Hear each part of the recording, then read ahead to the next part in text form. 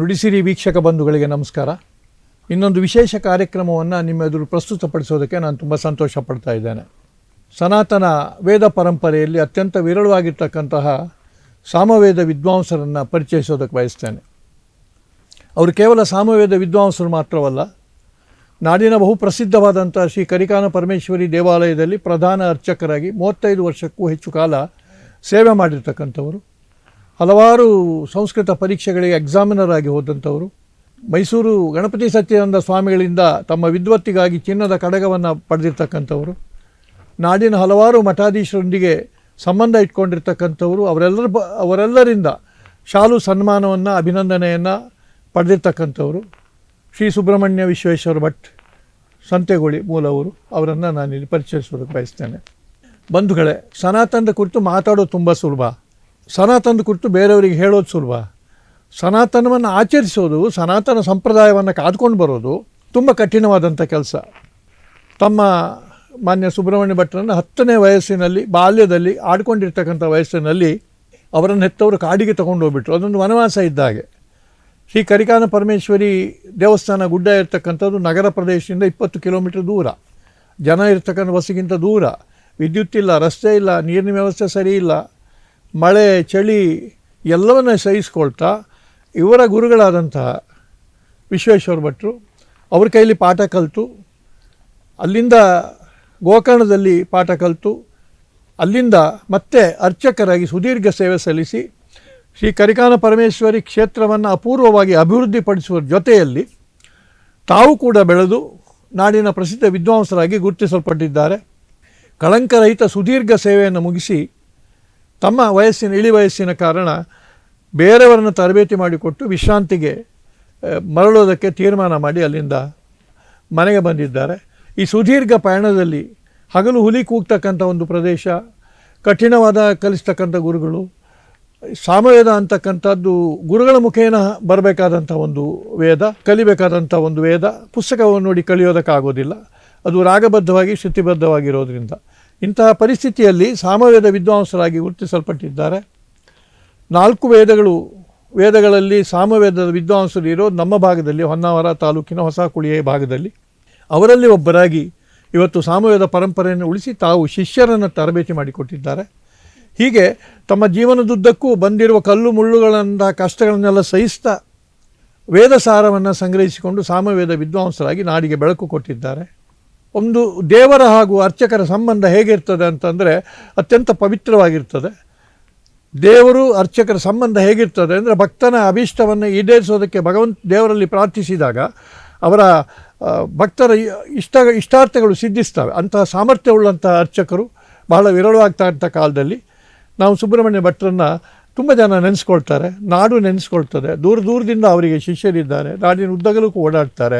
ಸೋಮಯಾಗದಂತಹ ಯಾಗಗಳನ್ನು ಮಾಡಿದ್ದಾರೆ, ಅಸಂಖ್ಯ ಚಂಡಿ ಹವನಗಳನ್ನು ಮಾಡಿದ್ದಾರೆ. ಅವರನ್ನು ಈ ಸಂದರ್ಭದಲ್ಲಿ ನಾವು ದಾಖಲಿಸುವ ಮುಖಾಂತರವಾಗಿ ಸನಾತನದ ಶ್ರೇಷ್ಠತೆಯನ್ನು ಹೇಳೋಕೆ ಬಯಸ್ತೇವೆ. ನಮಸ್ಕಾರ ಸುಬ್ರಹ್ಮಣ್ಯ ಭಟ್ರೆ. ನಮಸ್ಕಾರ.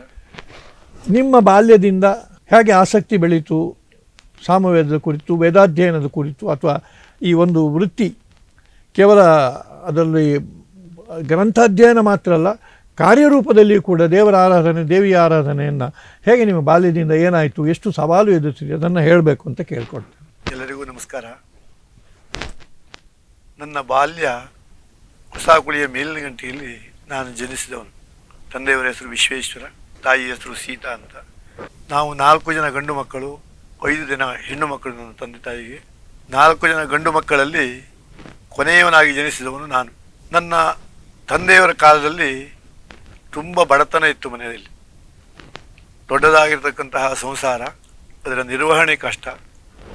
ಆ ಸಂದರ್ಭದಲ್ಲಿ ನನ್ನ ತಂದೆಯವರು ಹಿರಿಯವರನ್ನು ನೆನೆಸಿಕೊಂಡು, ನಮ್ಮ ಕುಟುಂಬದಲ್ಲಿ ಅನೇಕ ಪೂರ್ವಿಕರು ವೈದಿಕರು, ವೇದ ವಿದ್ವಾಂಸರು, ಅನೇಕ ಯಾಗಗಳಲ್ಲಿ ತೊಡಗಿಕೊಂಡವರು ಎಲ್ಲರೂ ಇದ್ದರು. ಕಾಲಘಟ್ಟದಲ್ಲಿ ಸ್ವಲ್ಪ ವೇದದ ಕಡೆಗೆ ನಮ್ಮ ಕುಟುಂಬದ ಹಿಂಜರಿಕೆ ಆಯಿತು ಅಂತ ನನಗೆ ಅನಿಸ್ತದೆ. ಕಾಲದ ಪ್ರಭಾವವೂ ಇರಬಹುದು ಅದಕ್ಕೆ. ನನ್ನ 10ನೇ ವಯಸ್ಸಿನಲ್ಲಿ ಕರಿಕಾನನ ಪರಮೇಶ್ವರಿ ದೇವಸ್ಥಾನದಲ್ಲಿಯೇ ನನಗೆ ಉಪನಯನವನ್ನು ಮಾಡಿದರು. ವಿಶ್ವೇಶ್ವರ ಭಟ್ರ ನೇತೃತ್ವದಲ್ಲಿ ನನ್ನ ವಿದ್ಯಾಗುರುಗಳು ಹಾಗೂ ನನ್ನ ಸಂಬಂಧಿಕರು ಹೌದು, ನಮ್ಮ ಕುಟುಂಬದವರು ಹೌದು. ಅವರು ತಪಸ್ವಿಗಳು. ನಮ್ಮ ಮನೆಯಲ್ಲಿ ಉಪನಯನ ಮಾಡುವುದು ಕಷ್ಟ ಎನ್ನುವಂತಹ ಸಂದರ್ಭದಲ್ಲಿ ಅವರೇ ನನ್ನನ್ನು ಕರೆದುಕೊಂಡು ಹೋಗಿ ನನಗೆ ಬ್ರಹ್ಮೋಪದೇಶವನ್ನು ಕೊಡಿಸಿದರು. ಆಮೇಲೆ ನೀನು ಇಲ್ಲೇ ವೇದವನ್ನು ಓದಬೇಕು ಅಂತ ಆದೇಶವನ್ನು ಸಹ ಅವರು ಮಾಡಿದರು. ನಾನಾಗ 6ನೇ ಯತಿಯನ್ನು ಮುಗಿಸ್ತಾ ಇದ್ದೆ. 7ನೇ ಯತಿಯನ್ನು ಕಲಿಯುವಾಗ ಪುನಃ ನೀನು ವೇದ ಓದಿ ಬರಬೇಕು ಅಂತ ಹೇಳಿದರು. 1 ತಿಂಗಳ 7ನೇ ಯತಿಯನ್ನು ಕಲಿತು ನಾನು ಆ ಕಡೆಗೆ ಮುಖ ಮಾಡಿ ಕರಿಕಾನನ ಪರಮೇಶ್ವರಿ ದೇವಸ್ಥಾನಕ್ಕೆ ಹೋದೆ. ಆ ಸಂದರ್ಭದಲ್ಲಿ ಆ ದೇವಸ್ಥಾನದಲ್ಲಿ ಯಾವುದೇ ವಿಧವಾಗಿರ್ತಕ್ಕಂತಹ ಸೌಕರ್ಯ ಎನ್ನುವುದು ಇಲ್ಲಾಗಿತ್ತು. ವಾರದಲ್ಲಿಯೋ ತಿಂಗಳಿನಲ್ಲಿಯೋ ಯಾರಾದರೂ ಊರಿನಿಂದ ಜನ ಬಂದರೆ ನಮಗೆ ಬಹಳ ಸಂತೋಷ ಪಡುವಂತಹ ಒಂದು ಕಾಲ ಅದು. ಜನಗಳೇ ಬರ್ತಾ ಇಲ್ಲಾಗಿತ್ತು ದೇವಸ್ಥಾನಕ್ಕೆ.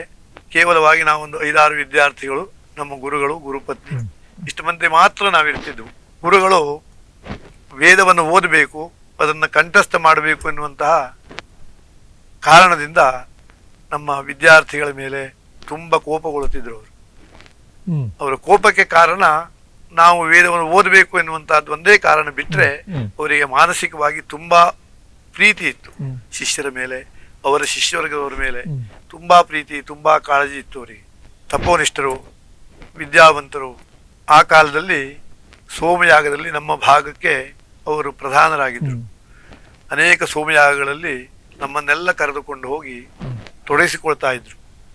ವಿದ್ಯಾಭ್ಯಾಸವನ್ನು ಮಾಡುವಾಗ ನಾವೇ ಸ್ವತಃ ಊರಿನಿಂದ ಸಾಮಾನ್ಯ 6 ಕಿಲೋಮೀಟರ್ ಕೆಳಗಿಂದ ಸಾಮಾನನ್ನು ತಗೊಂಡು ಹೋಗಬೇಕಾಗಿತ್ತು. ತಲೆಯ ಮೇಲೆ ಅದನ್ನು ಹೊತ್ತುಕೊಂಡು ಹೋಗಬೇಕು. ಯಾವುದೇ ಸೌಕರ್ಯಗಳಿಲ್ಲ, ರಸ್ತೆಗಳಿಲ್ಲ. ಹೋಗುವಾಗ ದಾರಿ ಮಧ್ಯದಲ್ಲಿ ಹುಲಿಗಳು ಸಿಗ್ತಾ ಇದ್ವು, ಕಾಡುಕೋಣ ಸಿಗ್ತಾ ಇದ್ವು. ಆದರೂ ದೇವಿ ಇದೆ ಎನ್ನುವಂತಹ ಭರವಸೆಯನ್ನ, ಧೈರ್ಯ ನಮಗೆ ನಮ್ಮ ಗುರುಗಳು ಕೊಟ್ಟಿದ್ರು. ನೀವೇನು ಹೆದರಬೇಕಾಗಿಲ್ಲ, ದೇವಿಯನ್ನು ಸ್ಮರಣೆ ಮಾಡ್ಕೊಂಡು ಬರ್ತಾ ಇರಿ ಅಂತ. ಅದೇ ಸ್ಮರಣೆಯಲ್ಲಿ ನಾವಲ್ಲಿ ಬೆಳೆದವು. 13 ವರ್ಷ ಕಾಲ ನನ್ನ ಗುರುಗಳಲ್ಲಿ ನಾನು ಸಾಮ್ಯವೇದವನ್ನು ಅಧ್ಯಯನ ಮಾಡಿದೆ. ಅವರು ಸಹ ತುಂಬ ಸಂತೋಷದಿಂದ, ಪ್ರೀತಿಯಿಂದ ಕೊನೆಗೆ ನನಗೆ ವಿದ್ಯಾಭ್ಯಾಸವನ್ನು ತುಂಬ ಚೆನ್ನಾಗಿ ಹೇಳ್ಕೊಡ್ತಾ ಇದ್ರು. ನೀನು ಕಲಿಬೇಕು, ಇದನ್ನು ಹೆಚ್ಚಿಗೆ ವಿದ್ಯಾಭ್ಯಾಸವನ್ನು ಮಾಡಬೇಕು ಅಂತ ಅವರೇ ಸ್ವತಃ ನನ್ನ ಗೋಕರ್ಣಕ್ಕೆ ಕಳಿಸಿಕೊಟ್ರು. ಅಲ್ಲಿ ಹೆಚ್ಚಿನ ವ್ಯಾಸಂಗವನ್ನು ಮಾಡಿಕೊಂಡು ಬಾ ಅಂತ. ಆ ಕಾಲದಲ್ಲಿಯೂ ಸಹ ನಮ್ಮ ಗುರುಗಳಿಗೆ ತುಂಬ ಕಷ್ಟ ಇತ್ತು. ಅವರ ಮಕ್ಕಳು ಬೇರೆ ಬೇರೆ ಕಡೆಗಿದ್ರು. ಒಂದು ಕಿರಿಯ ಹುಡುಗ ಅವರೊಟ್ಟಿಗಿದ್ದ, ಅವನು ಸಹ ವೇದವನ್ನು ಅಭ್ಯಾಸ ಮಾಡಿದವನು. ಅಂತಹ ಕುಟುಂಬದಲ್ಲಿ ನಾವೆಲ್ಲರೂ ಅವರ ಕುಟುಂಬದವರಾಗಿ ಅನೇಕ ವರ್ಷ ಬಾಳಿದೆವು. ನಮಗೆ ವಿದ್ಯಾದಾನವನ್ನು ಕೊಟ್ಟರು. ಆ ಸಂದರ್ಭದಲ್ಲಿ ಒಂದು ದಿವಸ ನಾವು 2 ಮಂದಿ ಊರಿಗೆ ಬಂದು ತಿರುಗಿ ಹೋಗುವಾಗ ಮಾರ್ಗ ಮಧ್ಯದಲ್ಲಿ ಒಂದು ಕಾಳಿಂಗ ಸರ್ಪ ಸಿಕ್ಕಿಬಿಡ್ತು ನಮಗೆ. ಆಗ ನಾವು ಮುಂದೆ ಹೋಗಬೇಕೋ ಹಿಂದೆ ಬರಬೇಕೋ ಎನ್ನುವಂತಹ ಪ್ರಸಂಗ. ಹಿಂದೆ ಬಂದ್ರೆ ನಮ್ಮನ್ನು ಬೆರೆಸ್ಕೊಂಡು ಬರ್ತದೆ ಅಂತ ಹೆದರಿಕೆ, ಮುಂದೆ ಹೋದ್ರೆ ನಮ್ಮನ್ನು ಕಚ್ಚಿ ಬಿಡ್ತದೆ ಅನ್ನುವಂತ ಹೆದರಿಕೆ. ಆಗ ನಾವು ಅಲ್ಲೇ ನಮ್ಮ ಉಪಾಯ ಮಾಡಿ ಒಬ್ಬನ ಮೇಲ್ಗಡೆ ಹೋದ, ಮತ್ತೊಬ್ಬನ ಈ ಕಡೆ ಬಂದು ಆ ಕಾಳಿಂಗ ಸರ್ಪದ ಭಯವನ್ನು ತಪ್ಪಿಸ್ಕೊಂಡು ಅದು ಅದರ ಪಾಡಿಗೆ ಹೋಯಿತು. ನಾವು ಹಾಗೆ ಮುಂದೆ ಹೋದ್ವಿ. ಇಂಥ ಅನೇಕ ಘಟನೆಗಳು ಆ ಸಂದರ್ಭದಲ್ಲಿ ನನಗೆ ತುಂಬಾ ಎದುರಾಗಿದ್ದು. ಹುಲಿ ಕೂಗುದು, ಹುಲಿ ಕೂಗ್ತದೆ, ಭಯಂಕರವಾಗಿ ಆರ್ಭಟವನ್ನು ಮಾಡ್ತದೆ. ನಾವು ಒಂದು ಸಾರಿ ಅಲ್ಲಿಂದ ದೇವಸ್ಥಾನದಿಂದ 2 ಫರ್ಲಾಂಗ್ ಕೆಳಗೆ ಹೋಗಿ ನೀರು ತಗೊಂಡು ಬರಬೇಕಿತ್ತು ದೇವಿಗೆ ಅಭಿಷೇಕಕ್ಕೆ, ಗೋವುಗಳಿಗೆ ಕುಡಿಯಲಿಕ್ಕೆ, ನಮಗೆ ಕುಡಿಯಲಿಕ್ಕೆ ಎಲ್ಲ ಆ ಕೆಳಗಿನಿಂದ ನಾವು ನೀರು ಹೊತ್ಕೊಂಡು ಬರಬೇಕಾಯಿತು. ಆ ಸಂದರ್ಭದಲ್ಲಿ ಬೆಳಗಿನ ಜಾವದಲ್ಲಿ ನಾವು ಸ್ನಾನಕ್ಕೆ ಹೋದಾಗ ನಾವು ಸ್ನಾನ ಮಾಡುವಂತಹ ಬಚ್ಚಲ ಹತ್ರ ಮನಿಕೊಂಡು ಬಿಟ್ಟಿದೆ ಹುಲಿ. ನಾವಾಗ ಮುಂದೆ ಹೋಗ್ಲಿಕ್ಕೆ ಹೆದರಿಕೆ, ಹೋಗದೆ ಇದ್ರೆ ಪೂಜೆಗೆ ನೀರು ತರ್ಲಿಕ್ಕೆ ಆಗುವುದಿಲ್ಲ ಅಂತ ಒಂದು ಸಂದರ್ಭ ಬಂದ್ಬಿಟ್ಟಿತ್ತು. ಅವಾಗ ನಾವೇ ದೊಡ್ಡ ಕೂಗ್ಕೊಂಡ್ವಿ, ನಮ್ಮೊಳಗೆ ಗಲಾಟೆ ಮಾಡ್ಕೊಂಡ್ವಿ. ಅವಾಗ ಹುಲಿ ಹೋಗ್ಬಿಡ್ತು. ಅಂದ್ರೆ ದೇವರು ಒಂದು ರೂಪದಲ್ಲಿ ನಮ್ಗೆ ಆ ರೂಪದಲ್ಲೂ ಕಾಣಿಸ್ಕೊಳ್ತದೆ, ಅಲ್ಲಿ ದೇವಿಯೇ ಕಾಣಿಸ್ಕೊಳ್ತದೆ. ನಮಗೇನು ಭಯ ಮಾಡಲಿಲ್ಲ ಅಥವಾ ನಮಗೇನು ತ್ರಾಸನ್ನು ಕೊಡ್ಲಿಲ್ಲ. ಅದ್ರ ಪಾಡಿಗೆ ಅದು ಹೋಯ್ತು. ಹೀಗೆ ಅನೇಕ ಸಂದರ್ಭಗಳು ಆ ಸಂದರ್ಭದಲ್ಲಿ ಆಗಿದ್ವು. ಮತ್ತೊಂದು ವಿಶೇಷ ಅಂದ್ರೆ ಆ ದೇವಿಯ ಮುಂದೆ ನಾವು ಕುಳಿತುಕೊಂಡು ಅಭ್ಯಾಸವನ್ನು ಮಾಡುವಾಗ ನಾವು ಎಲ್ಲೋ ಬೇರೆ ಕಡೆಗಿದ್ದೇವೆ, ಈ ಲೋಕದಲ್ಲಿ ಇಲ್ಲ ಎನ್ನುವಂತಹ ಭಾವನೆ ನಮಗೆ ಬರುತ್ತಿತ್ತು. ಯಾವುದೇ ಶಬ್ದಗಳಿಲ್ಲ, ನಿಶ್ಶಬ್ದವಾಗಿರತಕ್ಕಂತಹ ವಾತಾವರಣ. ಸನ್ಯಾಸಿಗಳಿಗೆ ತಪಸ್ಸನ್ನು ಆಚರಿಸಲಿಕ್ಕೆ ಹೇಳಿ ಮಾಡಿದಂತಹ ಒಂದು ಜಾಗ ಅದು. ಇವತ್ತಿಗೂ ಅಲ್ಲಿ ಬಹಳಷ್ಟು ಜನರು ಬಂದು ತಮ್ಮ ಅನುಷ್ಠಾನವನ್ನು ಮಾಡ್ತಾರೆ, ದೇವಿಯಿಂದ ಅನುಗ್ರಹಿತರಾಗ್ತಾರೆ. ಅಂತಹ ಶಕ್ತಿಯ ಸ್ಥಳ ಅದು. ಹಾಗಾಗಿ ವಿದ್ಯಾ ಸ್ವರೂಪಿಣಿಯಾಗಿರ್ತಕ್ಕಂತಹ ಭಗವತಿಯಿಂದ ನನಗೆ ವೇದ ವಿದ್ಯೆಯನ್ನು ಕಲೀಲಿಕ್ಕೆ ಅನುಕೂಲ ಆಯಿತು. ನನ್ನ ಗುರುಗಳು ನನ್ನನ್ನು ಆಶೀರ್ವದಿಸಿದರು. ದೇವಿಯ ಅನುಗ್ರಹದಿಂದ ಮತ್ತೆ 3 ವರ್ಷ ಗೋಕರ್ಣದಲ್ಲಿ ವಿದ್ಯಾಭ್ಯಾಸವನ್ನು ಮಾಡಿದೆ. ಹೆಚ್ಚಿನ ವ್ಯಾಸಂಗವನ್ನು ಗೋಕರ್ಣದಲ್ಲಿ ನಮ್ಮ ಸಹಪಾಠಿಗಳೂ ಹೌದು, ನನ್ನ ಗುರುಗಳೂ ಹೌದು. ನಮ್ಮ ಗುರುಗಳಲ್ಲಿಯೇ ಕಲಿತಿರತಕ್ಕಂತಹ ಮುಗುವಾದ ಹಾರೂರಿ ಸುಬ್ರಾಯ ಭಟ್ರಲ್ಲಿ ನಾನು ಮುಂದಿನ ವಿದ್ಯಾಭ್ಯಾಸವನ್ನು ಮಾಡಿದೆ. ಸಂಸ್ಕೃತವನ್ನು ಅಲ್ಲೇ ಅಧ್ಯಯನ ಮಾಡಿದೆ. ಆಮೇಲೆ ಅಲ್ಲಿಂದ ಮಹರ್ಷಿ ವಿದ್ಯಾಪೀಠಕ್ಕೆ ನಾನು ಹೋಗುವಂಥ ಒಂದು ಸಂದರ್ಭ ಬಂದುಬಿಡ್ತು. ಅಲ್ಲಿಗೆ ನನ್ನ ವಿದ್ಯಾಭ್ಯಾಸ ನಿಂತ್ಕೊಂಡಿತು. ನಾನು ಅಧ್ಯಾಪನ ವೃತ್ತಿಗೆ ಅಲ್ಲಿಂದ ಮುಂದೆ ಹೋದೆ. ಹೊಸನಗರ, ನೆಲೆಮಾವು, ದಿಲ್ಲಿ ಇಂಥ ಮೂರು ಕಡೆಗೆ ಮಕ್ಕಳಿಗೆ ವಿದ್ಯಾಭ್ಯಾಸವನ್ನು ಆರಂಭ ಮಾಡಿದೆ. ಆ ಸಂದರ್ಭದಲ್ಲಿ ಕಡ್ಲೆ ಗಣೇಶ ಹೆಗಡೆಯವರು ನೀವು ಊರಿಗೆ ಬರಬೇಕು ಅಂತ ನನಗೆ ಫೋನ್ ಹಾಯಿಸಿದ್ರು. ಮತ್ತು ದಿಲ್ಲಿಯಲ್ಲಿ ನಮಗೆ ಕಷ್ಟನೂ ಇತ್ತು. ನಮಗೆ ಭಾಷೆ ಬರುವುದಿಲ್ಲ, ತುಂಬಾ ಕಷ್ಟ. ನಮ್ಮೊಟ್ಟಿಗೆ ಸಾಮಾನ್ಯ 200 ಜನ ವಿದ್ಯಾರ್ಥಿಗಳಿದ್ರು. ಅವರ ಪಾಲಕರು ನಮಗೆ ಕೇಳ್ತಾ ಇದ್ರು ವಿದ್ಯಾರ್ಥಿಗಳು ಏನು ಮಾಡ್ತಾ ಇದ್ದಾರೆ ಹೇಳಿ. ಅಲ್ಲಿಂದ ಸಂಪರ್ಕಗಳೇ ಇಲ್ಲಾಗಿತ್ತು. ಆ ಸಂದರ್ಭದಲ್ಲಿ ನಾನು ಊರಿಗೆ ಬಂದೆ. ಊರಿಗೆ ಬಂದ ನನ್ನ ಲಗ್ನ ಆಯಿತು. ನನ್ನ ಗುರುಗಳು ಕೊನೆಯ 2 ವಿದ್ಯಾರ್ಥಿಗಳಿಗೆ ಪಾಠ ಮಾಡ್ತಾ ಇದ್ರು. ಅವರು ಮಹಾರಾಷ್ಟ್ರದವರು. ನಮ್ಮ ವಿದ್ಯೆ ಇಲ್ಲಿಂದ ಮಹಾರಾಷ್ಟ್ರಕ್ಕೆ ಹೋಗ್ಲಿಕ್ಕೆ ಕಾರಣ ನಮ್ಮ ಗುರುಗಳು. ಇವತ್ತು ರಾಣಾಯಿನಿ ಶಾಖೆಯ ಕಂಠಸ್ಥ ಮಾಡಿರತಕ್ಕಂತಹ 40 ಜನ ವಿದ್ವಾಂಸರಿದ್ರೆ ಅದು ನಮ್ಮ ಗುರುಗಳ ಆಶೀರ್ವಾದ. 40 ಜನ ಕಂಠಸ್ಥ ಹೇಳುವವರು ಇದ್ದಾರೆ. ಸಾಮಾನ್ಯ ಒಂದು 500 ಮಂದಿ ವೈದಿಕರಿದ್ದಾರೆ. ನಮ್ಮ ಭಾಗಕ್ಕೆ ರಾಣಾಯಿನಿ ಶಾಖೆಗೆ ಅಲ್ಲಿ ಶಿವರಾಮ್ ಭಟ್ರಿಂದ ರಾಷ್ಟ್ರಪತಿ ಪುರಸ್ಕಾರದ ಸಿಕ್ಕಿದೆ. ಅದು ನಮಗೆಲ್ಲ ಹೆಮ್ಮೆ. ನಮ್ಮ ರಾಣಾಯಿನಿ ಶಾಖೆಗೆ ಸಿಕ್ಕಿದೆ ಎನ್ನುವಂತಹ ತುಂಬ ಹೆಮ್ಮೆಯ ವಿಷಯ. ಅವರು ಸಹ ತುಂಬ ದೊಡ್ಡ ವಿದ್ವಾಂಸರಾಗಿದ್ದರು, ನಮ್ಮ ಗುರುಗಳ ಸಮಕಾಲೀನರು. ಹೀಗೆ ಅನೇಕ ವಿದ್ವಾಂಸರನ್ನು ಹೊಂದಿರತಕ್ಕಂತಹ ನಮ್ಮ ಊರಿನಲ್ಲಿ ನಾನು ವಿವಾಹ ಆದ ಮೇಲೆ ಕಡ್ಲೆ ಗಣೇಶ ಹೆಗಡೆಯವರು ಬಂದು ನಮ್ಮ ಗುರುಗಳ ದೇವಸ್ಥಾನವನ್ನು ಬಿಡ್ತಾ ಇದ್ದಾರೆ, ನೀವು ಅಲ್ಲಿಗೆ ಬರಬೇಕು ಅಂತ ಕೇಳಿದರು. ನಾನು ನನ್ನ ಗುರುಗಳಲ್ಲಿ ಹೋಗಿ ಕೇಳಿದೆ, ನಾನೇ ನಿಮ್ಮೊಟ್ಟಿಗೆ ಇಲ್ಲಿರ್ತೇನೆ, ನೀವು ಎಷ್ಟು ವರ್ಷ ಬೇಕಾದ್ರೂ ಇರ್ಬೋದು ಅಂತ. ಅವ್ರು ಹೇಳಿದ್ರು, ಅವರು ನಾನು ಕೆಳಗಡೆ ಕ್ಷೇತ್ರವನ್ನು ಮಾಡಿದ್ದೇನೆ, ಜಮೀನನ್ನು ಮಾಡಿದ್ದೇನೆ, ನಾನು ಅಲ್ಲಿ ಹೋಗಿ ಉಳಿಬೇಕು, ನೀನು ಇಲ್ಲಿ ಮುಂದರಿಸಿಕೊಂಡು ಹೋಗುವಂಥ ಆಶೀರ್ವಾದವನ್ನು ಮಾಡಿದರು. 1989 ನವೆಂಬರ್ದಲ್ಲಿ ನಾನು ಕರಿಕಾನ ಪರಮೇಶ್ವರಿ ದೇವಸ್ಥಾನಕ್ಕೆ ಹೋದೆ. ಆವಾಗ ದೇವಸ್ಥಾನ ಸ್ವಲ್ಪ ಸುಧಾರಣೆ ಆಗಿತ್ತು. ವಿದ್ಯುತ್ ಬಂದಿತ್ತು, ಟೆಲಿಫೋನ್ ಬಂದಿತ್ತು, ಸ್ವಲ್ಪ ಅರ್ಧದವರೆಗೆ ರಸ್ತೆ ಆಗಿತ್ತು. ಆವಾಗ ನಾನು ಅಲ್ಲಿ ಹೋಗಿ ಸೇರಿಕೊಂಡೆ. ನಾನು ಸಹ ಕಾಲ್ನಡಿಗೆಯಲ್ಲೇ 2-3 ವರ್ಷ ತಿರುಗಾಡಿದೆ. ನನಗೆ ಹೇಗೆ ನಿರ್ವಹಣೆ ಮಾಡಬೇಕು ಎನ್ನುವಂತಹ ವಿಚಾರದಲ್ಲಿದ್ದಾಗ ನಮ್ಮ ಗುರುಗಳು ಹಾಕಿಕೊಟ್ಟಂತಕ್ಕಂತಹ ವೇದ ಪಾಠಶಾಲೆಯನ್ನು ನಾನು ಮುಂದುವರಿಸಬೇಕು, ವಿದ್ಯಾರ್ಥಿಗಳಿಗೆ ವಿದ್ಯಾದಾನವನ್ನು ಮಾಡಬೇಕು ಎನ್ನುವಂತಹ ಹಂಬಲ ಮತ್ತು ಗುರುಗಳಲ್ಲಿ ಅದನ್ನು ಕೇಳಿಕೊಂಡು ನೀನು ಮುಂದುವರಿಸು ಅಂತ ಹೇಳಿದಾಗ ನಾನು ಅದನ್ನು ಮುಂದುವರಿಸಿದೆ. ಅನೇಕ ವಿದ್ಯಾರ್ಥಿಗಳು ಬಂದು ಸಾಮವೇದವನ್ನು ನನ್ನಲ್ಲಿ ಕಲಿತರು. ಹಾಗೆ ಕಲಿತಾ ಇರುವಾಗ ಒಂದು ದಿವಸ ಸಾಯಂಕಾಲದ ಹೊತ್ತು ನಡೆದುಕೊಂಡೇ ತಿರುಗಾಡುವಂತಹ ಒಂದು ಸಮಯ ಅದು. 3 ಜನ ವಿದ್ಯಾರ್ಥಿಗಳು ಹೊರಗಡೆ ಕೂತ್ಕೊಂಡಿದ್ರು.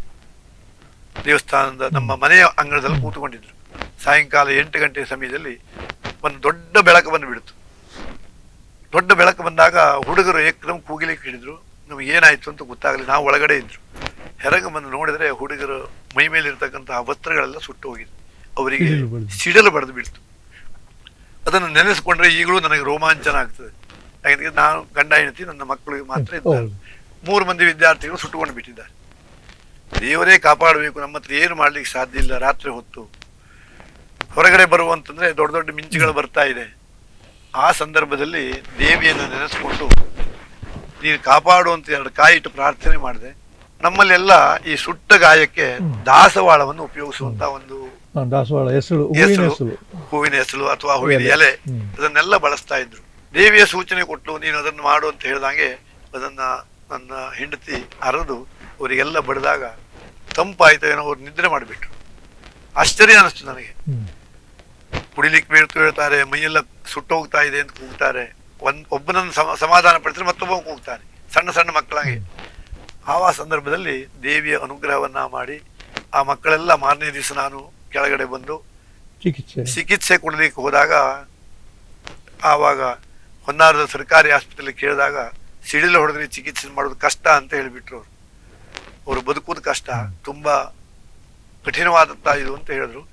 ಆವಾಗ ಕಾಮತ್ ಎನ್ನುವಂತ ಒಂದು ತಹಸೀಲ್ದಾರ್ ಇದ್ರು ಹೊನ್ನಾವರದಲ್ಲಿ, ಸುಬ್ರಾಯ ಕಾಮತ್. ಬಹಳ ಒಳ್ಳೆಯ ಜನ. ಅವರೇ ಸ್ವತಃ ಬಂದು ವೈದ್ಯರಿಗೆ ಹೇಳಿ ಚಿಕಿತ್ಸೆಯನ್ನು ಕೊಡಿಸಿದ್ರು. ಆ ಮಕ್ಕಳೆಲ್ಲ ಇವತ್ತು ಒಳ್ಳೊಳ್ಳೆಯ ಜಾಗದಲ್ಲಿದ್ದಾರೆ. ಅವರಿಗೆಲ್ಲ ಅವರ ಕುಟುಂಬ ಒಳ್ಳೆಯದಾಗಿ ನಡೆದುಕೊಂಡು ಹೋಗ್ತಾ ಇದೆ. ಇದಕ್ಕೆಲ್ಲ ಕಾರಣ ನಾವು ಆರಾಧನೆ ಮಾಡುವಂತಹ ದೇವಿಯ ಒಂದು ಅನುಗ್ರಹ ಅಂತ ನಾವು ಭಾವಿಸಿಕೊಳ್ಳಬೇಕು. ಅದೇ ರೀತಿಯಾಗಿ ಆ ದೇವಿಯ ಅನುಗ್ರಹ ತುಂಬ ರೀತಿಯಲ್ಲಿ ಆಗಿದೆ. ಒಂದು ದಿವಸ ನಾನು ಮಕ್ಕಳೆಲ್ಲ ಮೇಲೆ ಇದ್ದರು, 5-6 ಮಂದಿ ವಿದ್ಯಾರ್ಥಿಗಳಿದ್ದರು. ಸಾಯಂಕಾಲ ಅವರಿಗೆ ಪಾಠ ಮಾಡಬೇಕು. ನಾನು ಊರಿಗೆ ಬಂದಿದ್ದೆ, ನನ್ನ ಶಿಷ್ಯವರ್ಗಕ್ಕೆಲ್ಲೋ ಬಂದಿದ್ದೆ. ನಾನು ತಿರುಗಿ ಹೋಗುವಾಗ ದ್ವಿಚಕ್ರ ವಾಹನದಲ್ಲಿ ಇತ್ತು. ಅದನ್ನು ಓಡಿಸ್ಕೊಂಡು ಹೋಗುವಾಗ 2 ಹುಲಿಗಳು ಸಿಕ್ಕಿಬಿಟ್ಟು ದಾರಿ ಮಧ್ಯದಲ್ಲಿ. ಒಂದು ಹಿಂದ್ಗಡೆ ಇದೆ, ಒಂದು ಮುಂದ್ಗಡೆ ಇದೆ. ನಾನು ಮಧ್ಯದಲ್ಲಿದ್ದೇನೆ. ಹೇಗೆ ಹೋಗಬೇಕು? ನಾನು ಮುಂದಣದು ಹಾರಿಬಿಟ್ರೆ ನಾನು ಉದುರು ಬಿಟ್ಟುಬಿಡ್ತೇನೆ, ಹಿಂದಣದು ಹಾರಿಬಿಡ್ತೇವೆ ಅಂತ ಹೆದರಿಕೆ ನನಗೆ. ಹೀಗೆ ದೇವರನ್ನು ನೆನೆಸ್ತಾ ಹೋಗ್ತಾ ಇರುವಾಗ ತಿರುಗಿ ನೋಡ್ತೇನೆ, ಹಿಂದಿನ ಹುಲಿಯೂ ಇಲ್ಲ, ಮುಂದಿನ ಹುಲಿಯೂ ಇಲ್ಲ. 2 ಕೆಳಗಿಳಿದು ಓಡಿ ನಡೆದ್ಬಿಟ್ಟು. ಇದೆಲ್ಲ ಭಯಾನಕವೂ ಹೌದು, ಒಂದು ರೀತಿಯಲ್ಲಿ ದೇವಿಯ ಅನುಗ್ರಹವೂ ಹೌದು. ನಾವು ಇದನ್ನೆಲ್ಲ ಪಡ್ಕೊಂಡವರು. ನಾನು ಹೋಗಿ ಸುಮಾರು 3 ವರ್ಷದಲ್ಲಿ ಒಬ್ಬರು ಉಡುಪಿಯಿಂದ ಬಂದಿದ್ದರು, 94 ವರ್ಷದ ವಯಸ್ಸಿನವರು, ತುಂಬ ಅನುಷ್ಠಾನಿಕರು, ನಿಷ್ಠಾವಂತರು. ಅವರು ಬಂದು ದೇವಿಯನ್ನು ನೋಡಿದರು. ಇಲ್ಲಿ ಏನೋ ತುಂಬ ವಿಶೇಷತೆ ಇದೆ, ಅದು ನಾನು ಕಾಣಬೇಕು ಅಂತ ಹೇಳಿದ್ರು. ಎಲ್ಲ ಕೇಳಿದರು. ಇಲ್ಲಿಂದ ಒಂದು ಮೈಲಿ ಆಚೆಗೆ ಒಂದು ಈಶ್ವರ ದೇವಸ್ಥಾನ ಇದೆ ಹೇಳಲ್ಲ. ಅವರಿಗೆ ಅಲ್ಲಿಯ ಪರಿಚಯವನ್ನು ಮಾಡಿದಾಗ ನಾನು ಈಶ್ವರನನ್ನು ನೋಡಬೇಕು ಅಂತ ಹೇಳಿದ್ರು. ನಾ ಹೇಳಿದೆ, ನಿಮ್ಮ ಹತ್ರ ಅಲ್ಲಿ ಹೋಗುವುದು ಕಷ್ಟ, ಗುಡ್ಡ ಹತ್ತಿ ಇಳಿಬೇಕು. ಇಲ್ಲ, ನಾನು ನಿಮ್ಮೊಟ್ಟಿಗೆ ಬರ್ತೇನೆ, ನಂಗೆ ತೋರಿಸಿ ಅಂತ ಹೇಳಿದ್ರು. ಅವರನ್ನು ಕರ್ಕೊಂಡು ಹೋದೆ. ನನಗಿಂತ ಜೋರಾಗಿ ನಡೆದು ಬಿಟ್ಟರು ಅವರು. ಅಲ್ಲಿ ಹೋಗಿ ನಾನು ಪೂಜೆ ಮಾಡುವವರು ಕೂತ್ಕೊಂಡಿದ್ರು, ಕಣ್ಣು ಮುಚ್ಕೊಂಡು ಕೂತ್ಕೊಂಡಿದ್ರು. ಪೂಜೆ ಎಲ್ಲ ಮುಗೀತು. ನಾನು ಕರೆದ್ರು, ಅವರಿಗೆ ಈ ಕಡೆ ಇದೇ ಬರ್ತಾ ಇಲ್ಲ, ತುಂಬ ಆಳಕ್ಕೆ ನಡೆದು ಬಿಟ್ಟಿದ್ರು. ನಾನು ಪೂಜೆ ಎಲ್ಲ ಮುಗಿಸಿ ಕೈ ಮುಕ್ಕೊಂಡು ಕುಂತ್ಕೊಂಡಿದ್ದೆ. ಆಮೇಲೆ ಸುಮಾರು ಹೊತ್ತಿನ ಕಣ್ಣು ಹೊಡೆದು ಹೇಳಿದ್ರು ಅವರು, ಈ ಜಾಗ ಎಲ್ಲ ಈಶ್ವರ ಮತ್ತು ಪಾರ್ವತಿ ಇರತಕ್ಕಂತಹ ಒಂದು ವಿಶೇಷ ಸ್ಥಳ ಇದು. ಇದು ನಾವು ಮಾಡೋ ಪೂಜೆ ಅವರಿಗೆ ಸರಿಯಾಗಿ ಸಲ್ತಾ ಇದೆ. ಒಳಗಡೆ ಹೋಗಿ ಪೂಜೆ ಸ್ವೀಕಾರ ಮಾಡ್ತಾರೆ. ಅದನ್ನು ನಾನು ಕಣ್ಣು ತುಂಬ ನೋಡಿದೆ ಅಂತ ಹೇಳಿದರು. ಅಂತಹ ಒಂದು ಶಕ್ತಿ ಸ್ಥಳ ಅದು. ನಾವು ಜಗತಃ ಪಿತರವು ಒಂದೇ ಪಾರ್ವತಿ ಪರಮೇಶ್ವರವು ಅಂತ ಹೇಳ್ತೇವೆ. ಜಗತ್ತಿನಲ್ಲಿ ಇಡೀ ಜಗತ್ತಿಗೆ ತಂದೆ ತಾಯಿಗಳು ಪಾರ್ವತಿ ಪರಮೇಶ್ವರರು. ಆ ಪಾರ್ವತಿ ಪರಮೇಶ್ವರಿ ಇರತಕ್ಕಂತಹ ಒಂದು ಸ್ಥಳವೇ ಕರಿಕಾನನ ಪರಮೇಶ್ವರಿ ದೇವಸ್ಥಾನ.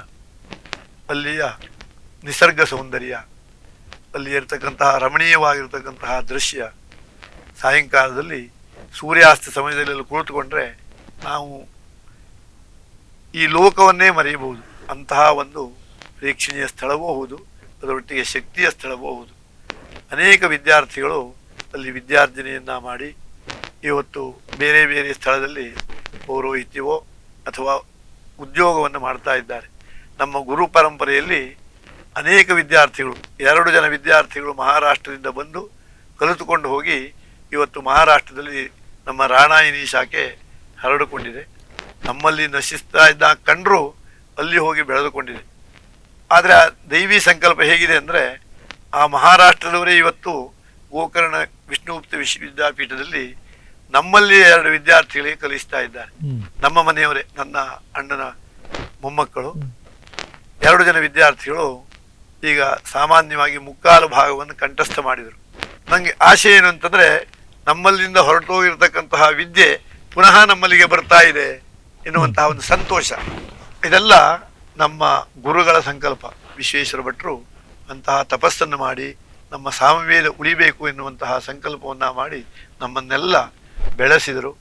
ಇವತ್ತು ಈ ಭಾಗದಲ್ಲಿ ನಮ್ಮ ಹೊನ್ನಾವರದಲ್ಲಿ ರಾಣಾಯಿನಿಯ ಶಾಖೆಯ ಕುಟುಂಬ ತುಂಬ ಇದೆ.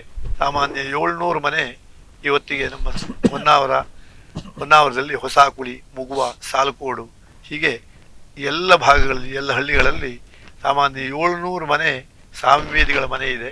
ವಿದ್ವಾಂಸರು ಸಾಮಾನ್ಯ 30ರಿಂದ 40 ವಿದ್ವಾಂಸರು ಈಗಲೂ ನಮಗೆ ಸಿಗ್ತಾರೆ. ಪರಿಪೂರ್ಣ ವಿದ್ವಾಂಸರು ನಾವೀಗ ಮಹಾರಾಷ್ಟ್ರಕ್ಕೆ ಹೋಗಬೇಕು, ಅಲ್ಲಿಂದ ಈಚೆಗೆ ಬರ್ತಾ ಇದೆ. ಅದೇ ಸಂತೋಷ. ಅದನ್ನು ನಾವು ನೀವೆಲ್ಲರೂ ಮುಂದಿನ ದಿವಸದಲ್ಲಿ ಕಾಣಬಹುದು. ಸುಬ್ರಹ್ಮಣ್ಯ ಭಟ್ರೆ, ನೀವು ವಿದ್ಯಾರ್ಥಿಗಳಿದ್ದಾಗಲೂ ಕೂಡ ದೇವಿಯ ಪೂಜೆಯನ್ನು ರೂಢಿ ಮಾಡಿಸ್ತಾ ಇದ್ರೆ ಹೇಗೆ? ಕೈಕರ್ಣ ಎಲ್ಲ ದೇವಿ ಪೂಜೆಯನ್ನು ಗುರುಗಳು ನೋಡ್ಕೊಳ್ಳಿಕ್ಕೆ ಹೇಳ್ತಾ ಇದ್ರು. ನಾನು ಸಾಮಾನ್ಯ 13 ವರ್ಷ ಅಲ್ಲಿದ್ದರೂ ನಾನು ಆ ಸಮಯದಲ್ಲಿ ಪೂಜೆ ಮಾಡಿದ್ದು ಕೇವಲ 1 ತಿಂಗಳ 2 ತಿಂಗಳ ಮಾಡಿರಬಹುದನ್ನು ಒಟ್ಟಿಗೆ. ಅವರು ನಿಂತುಕೊಂಡು ಹೀಗೆ ಮಾಡಬೇಕು ಅಂತ ತರಬೇತಿಯನ್ನು ಕೊಡ್ತಾ ಇದ್ರು. ಬಹುಶಃ ಅವರಿಗೆ ಹಾಗೆ ಅನಿಸಿತ್ತೋ ಅಥವಾ ಆ ದೇವಿ ಆ ರೀತಿಯಲ್ಲಿ ಮಾಡಲು ಗೊತ್ತಿಲ್ಲ. ಅವರ ಶಿಷ್ಯನಾಗಿ ಆ ದೇವಸ್ಥಾನದ ಅರ್ಚಕನಾಗಿ ಮುಂದುವರಿಯುವಂತಹ ಒಂದು ಭಾಗ್ಯ ನನಗೆ ಸಿಕ್ಕಿತು. ನೀವು ಅರ್ಚಕರಾಗಿ ಆದಮೇಲೆ ನಿಮ್ಮ ಪೂಜೆಯ ವಿಶೇಷತೆ, ಶೈಲಿ ಮತ್ತು ಎದುರು ನಿಂತ ಭಕ್ತರಿಗೆ ನೀವು ಪೂಜೆ ಮಾಡ್ತಕ್ಕಂಥ ರೀತಿಯೆಲ್ಲ ವಿಶೇಷ ಭಕ್ತಿ ಮೂಡಿಸುವಾಗಿರ್ತದೆ. ನೀವೊಂದು ಚಂಡಿ ಹವನ ಮಾಡಿದರೂ ಕೂಡ ಭಕ್ತರು ನಿಮ್ಮನ್ನೇ ಬಯಸ್ತಾರೆ. ಸುಬ್ರಹ್ಮಣ್ಯ ಭಟ್ರೆ ಚಂಡಿ ಹವನ ಮಾಡಿಸ್ಬೇಕು, ಅದು ಕೂಡ ಒಂದು ತಪಸ್ಸೆ. ಯಾವ ರೀತಿ ದೇವರೊಟ್ಟಿಗೆ ಸಂವಹನ ಕೇವಲ ಮಂತ್ರ ಮಾತ್ರ ಅಲ್ಲ, ಅಥವಾ ಶ್ರದ್ಧೆ ಇವುಗಳ ಮುಖಾಂತರವಾಗಿ ಸಾಧಿಸ್ತೀರಿ.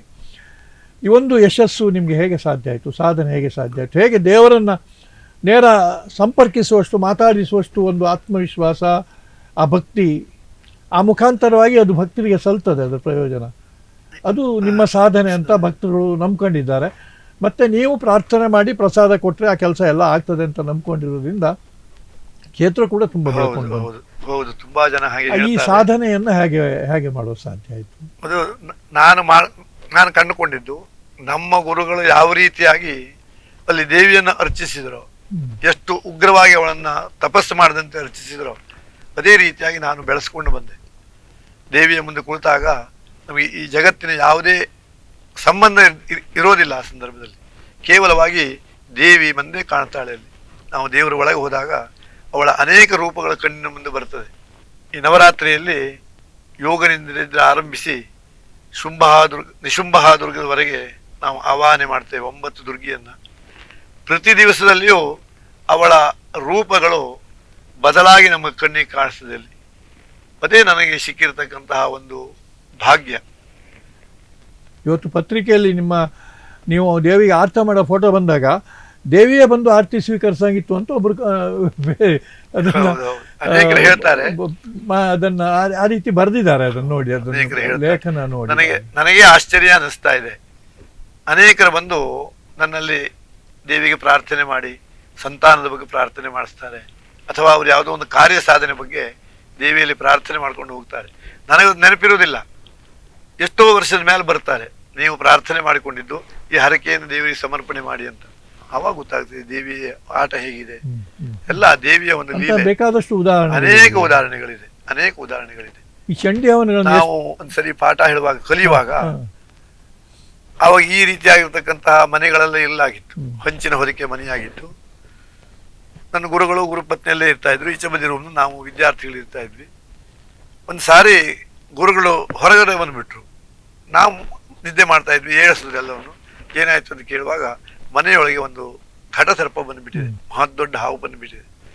ಹೇಗೆ ಬಂದಿದೆ ಅಂತಂದ್ರೆ, ಆ ಮನೆಯ ಮೇಲೆಲ್ಲ ನಮ್ಮ ಆಗೆಲ್ಲ ಅಟ್ಟ ಅಂತ ಹೇಳ್ತಿದ್ವಿ, ಅದರ ಮೇಲೆ ಬೆಲ್ಲದ ಗಡಿಗೆ ಇದೆಲ್ಲ ಇತ್ತು. ಅದನ್ನೆಲ್ಲ ಮೊಗಚಾಕ್ಬಿಡ್ತಿದ್ವು ಅಂತ ಹಾವು. ಅವಾಗ ನಾನು ಗುರುಗಳು ನಾವೆಲ್ಲ ಸಾಯಂಕಾಲದ ಹೊತ್ತಿಗೆ ಮನೆಯಿಂದ ಹೊರಗೆ ಬಂದ್ಬಿಟ್ಟು, ಹಗಲಿನಲ್ಲಿ ಎಲ್ಲೂ ಕಾಣಿಸ್ತಾ ಇಲ್ಲ ಆಗಿತ್ತು. ಅದು ಸಾಯಂಕಾಲ ಆದ ಕೂಡ ಮನೆ ಒಳಗೆ ಬರ್ತಾ ಇತ್ತು. ಅದನ್ನ ಓಡಿಸುವಷ್ಟು ಸಾಮರ್ಥ್ಯ ನಮ್ಮಲ್ಲಿ ಇಲ್ಲ. ನಮ್ಮ ಗುರುಗಳು ಹಿಂಸೆ ಮಾಡುವವರಲ್ಲಾಗಿದ್ದವರು, ಯಾವುದೇ ಪ್ರಾಣಿಯನ್ನ ಹೊಡೆಯುವುದಿಲ್ಲ ಆಗಿತ್ತು. ಆ ಸಂದರ್ಭದಲ್ಲಿ ಏನು ಮಾಡಬೇಕು? ಆವಾಗ ಕಡ್ಲೆ ಹೆಗಡೆಯವರು, ಗುಬ್ಬಿ ಶಂಕರ ಹೆಗಡೆಯವರು ಅವ್ರನ್ನೆಲ್ಲ ಕರೆಸಿ ಒಂದು ದಿವಸ ಇಟ್ಟುಕೊಂಡು ಇಲ್ಲಿ ಪರಿಸ್ಥಿತಿಯನ್ನು ನೋಡಿ ನೀವು ಅಂತ ಹೇಳಿದ್ರು. ಅವರಿಗೂ ಭಯ ಆಯಿತು. ಆಮೇಲೆ ಊರಿನ ಜನ ಎಲ್ಲ ಬಂದು ಅದನ್ನ ದಮನಗೊಳಿಸಿದ್ರು. ಎಲ್ಲ ಒಳ್ಳೆಯದಾಯಿತು. ಹೀಗೆ ಆ ದೇವಿಯ ಸನ್ನಿಧಾನದಲ್ಲಿ ಎಷ್ಟೇ ಭಯ ಉಂಟಾದರೂ ಆ ಭಯವನ್ನು ಹೋಗಲಾಡಿಸುವಂತಹ ಶಕ್ತಿ ಆ ದೇವಿಗಿದೆ. ನಾವಲ್ಲಿ ಹೋಗಿ ಕುಂತು ಬಿಟ್ರೆ ದೇವರ ಮುಂದೆ ಆ ವಿಶ್ವಾಸದಿಂದಲೇ ನಾವು 35 ವರ್ಷ ಆರಾಧನೆ ಮಾಡಿ ಅದರಿಂದ ಸಮಾಜಕ್ಕೂ ಕೂಡ ಒಳ್ಳೆಯದಾಯಿತು. ಕ್ಷೇತ್ರಕ್ಕೂ ಜನ ದಿನೇ ಹೆಚ್ಚು ಬರೋದಕ್ಕೆ ಶುರುವಾಯಿತು. ಸರ್ಕಾರ ಕೆಲವು ಸೌಲಭ್ಯಗಳನ್ನು ಮಾಡಿಕೊಡ್ತು. ಈಗ ಚಂಡಿ ಹವನದ ವಿಶೇಷತೆಗಳು, ಆ ಚಂಡಿ ಆರಾಧನೆಯ ಮತ್ತೆ ಯಾಗದ ಬಗ್ಗೆ ಕೂಡ, ಎಲ್ಲಿ ಯಾವ ದೇವಸ್ಥಾನದಲ್ಲಿ ಅಗ್ನಿಮುಖೇನ ಹವಿಸ್ತನ್ನು ನಾವು ಆ ದೇವರಿಗೆ ಕೊಡ್ತೇವೋ, ಪ್ರಧಾನ ದೇವತೆಗೆ ಹವಿಸ್ತನ್ನು ನಾವು ಕೊಡ್ತೇವೋ, ಅಲ್ಲಿ ಸಹಜವಾಗಿಯೇ ಆ ದೇವಿಯ ಶಕ್ತಿ ಜಾಗೃತ ಆಗ್ತದೆ ಎನ್ನುವಂತಹದ್ದನ್ನು ನಾನು ಕಂಡುಕೊಂಡಿದ್ದು. ನನ್ನ ವಿದ್ಯಾಭ್ಯಾಸದ ಕಾಲದಲ್ಲಿ ಅತಿ ವಿರಳವಾಗಿ ಚಂಡಿ ಹೋಮ, ನಾನು 12 ವರ್ಷ ವಿದ್ಯಾಭ್ಯಾಸವನ್ನು ಮಾಡುವ 3-4 ಚಂಡಿ ಹೋಮ ಆಗಿತ್ತು. ಆಗ ಕಷ್ಟನೂ ಇತ್ತು. ಚಂಡಿ ಹೋಮ ಮಾಡುವ ಸಂದರ್ಭವೂ ಕಷ್ಟ ಇತ್ತು ಅಲ್ಲಿ. ಆದ್ರೆ ನನ್ನ ಗುರುಗಳು ಮಾಡಿಸಿದ್ರು. 3 ವೇದದ ಸವಿತಾ ಹೋಮ ಹಾಗೂ ಚಂಡಿ ಹೋಮ ಇದನ್ನೆಲ್ಲ ಮಾಡಿಸಿದ್ರು.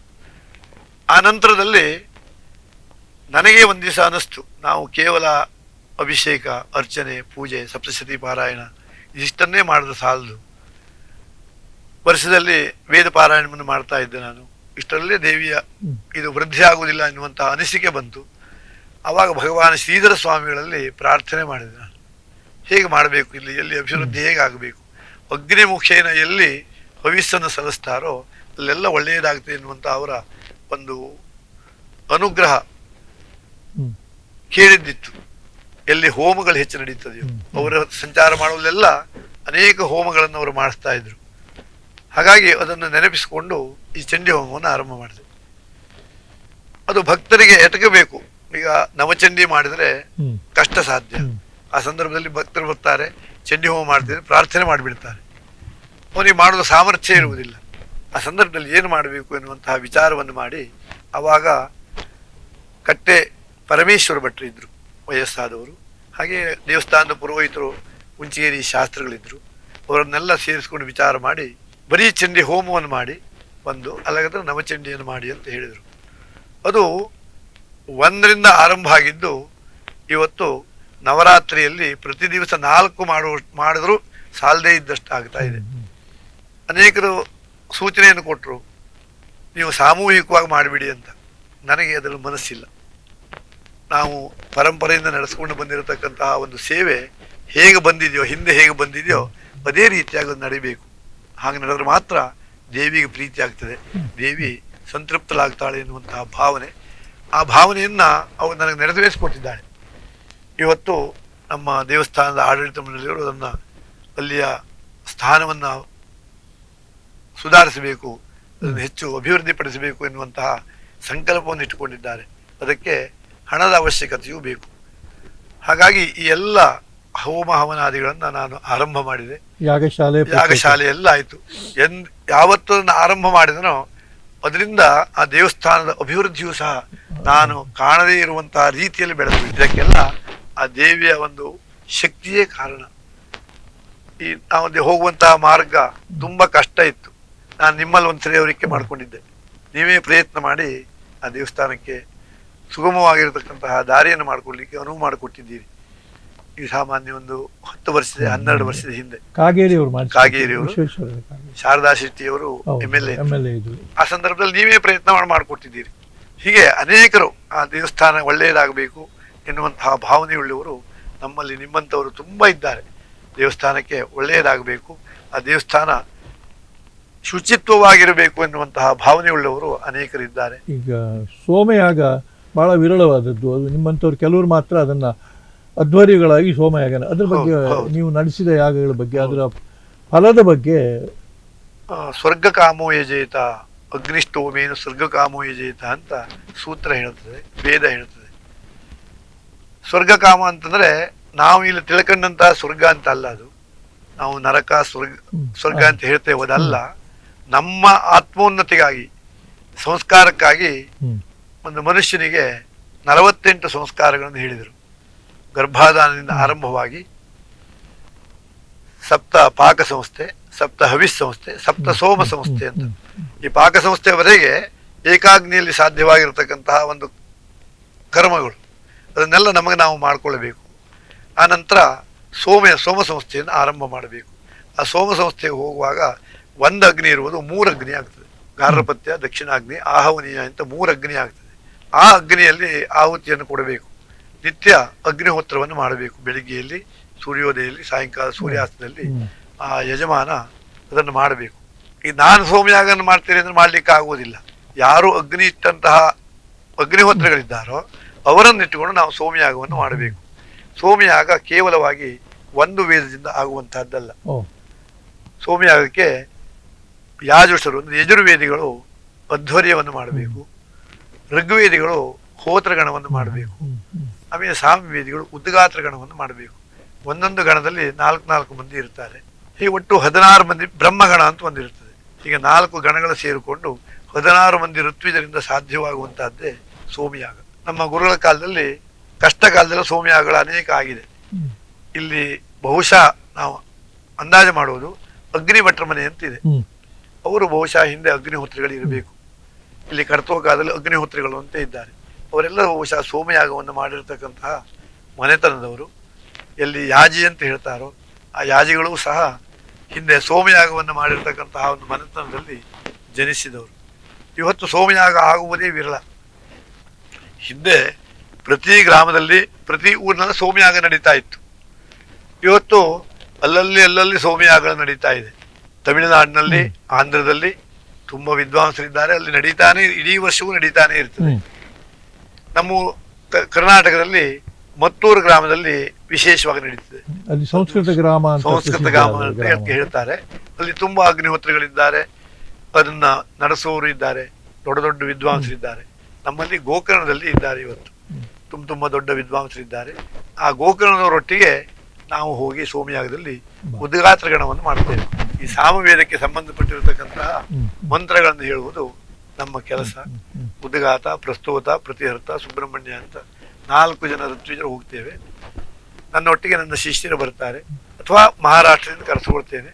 ಹೀಗೆ ನಮ್ಮ ಗುರುಗಳು ನಮಗೆ ಏನು ಕಲಿಸಿದ್ದಾರೋ ಅದನ್ನು ಉಳಿಸಬೇಕು, ಬೆಳೆಸಬೇಕು ಎನ್ನುವಂತಹ ಒಂದು ಆಶಯದಿಂದ ನಾನು ಸಹ ಹೋಗಿ ಅದರಲ್ಲಿ ಪಾಲ್ಗೊಳ್ತಾ ಇದ್ದೇನೆ.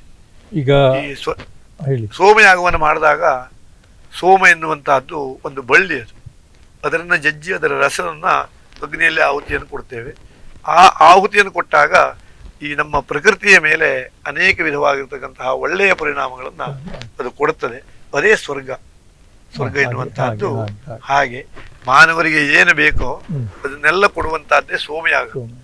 ಆ ಸೋಮಯಾಗ ಎಲ್ಲೆಲ್ಲಿ ನಡೀತದೆಯೋ ಅಲ್ಲೆಲ್ಲ ಮಳೆ ಬೆಳೆ ಎಲ್ಲವುದೂ ಸಹ ಒಳ್ಳೆಯದಾಗ್ತದೆ ಎನ್ನುವಂತಹದ್ದು ನಾವೆಲ್ಲ ಕಂಡುಕೊಂಡಿರತಕ್ಕಂತಹ ಸತ್ಯ. ಅದು ವೇದ ಇರುವುದೇ ಯಾಗಕ್ಕಾಗಿ, ಯಜ್ಞಕ್ಕಾಗಿ. ಆ ವೇದವನ್ನ ನಾವು ನಂಬಿದರೆ ನಮ್ಮನ್ನ ಅದು ಒಳ್ಳೆಯ ರೀತಿಯಲ್ಲಿ ನಡೆಸ್ಕೊಂಡು ಹೋಗ್ತದೆ. ಹಾಗೆ ಸೋಮಯಾಗದ ವಿಶೇಷತೆ.